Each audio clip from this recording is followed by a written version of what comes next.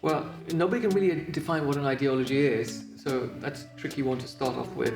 If we think of behavior that leads to action and outcomes, we can define that as often as being political. So it's how you read into it, really. It can be seen as political if your actions are political, but in its essence, it's about how to be a good human being.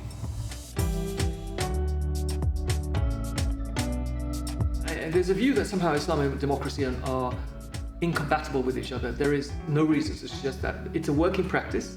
We're still learning to try and work out systems that can be purposive and useful. It doesn't always work, and it's less about the religion and more about the practicalities of doing politics in societies that have yet to come to terms with these principles.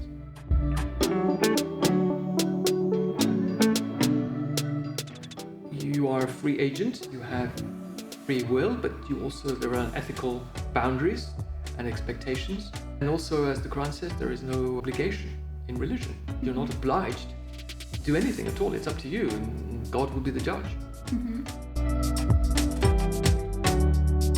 Islam and science work together in perfect harmony, in the sense that Islam encourages us to ask open-ended questions about our position within the universe. Science gives us the tools to ask those questions, and we refine those tools and make them sharper to continue to ask questions. Well, we know that Islam is the seal of the Abrahamic faiths, so it sits in a series of religions in the sense of the Christian and the Jewish traditions that came before it. In terms of the values of the religion, they are not too distant from ideas within Confucianism or Taoism or even Buddhism, where it's about the self and the universe and our sense of oneness.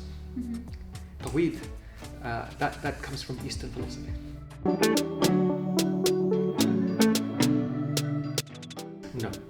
No, there are some verses in the Quran that talk about defense, but these are under particular circumstances. It doesn't say that you should target particular groups. Obviously, it's of its time, of its era, and in reference to that historical period. But for today's world, it's too easy for people to take those verses and really abuse them. And that's only to be used under very strict circumstances.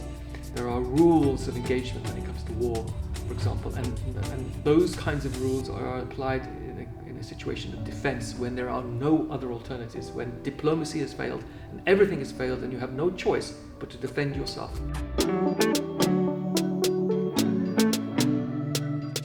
Well, it couldn't be further apart from some of the essential principles of being a Muslim.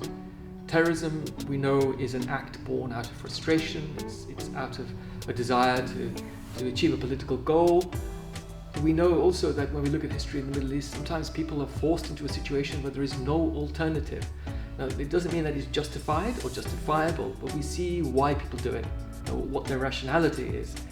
And that's all because of everything else having failed for them, and they've had no real alternative but to defend themselves.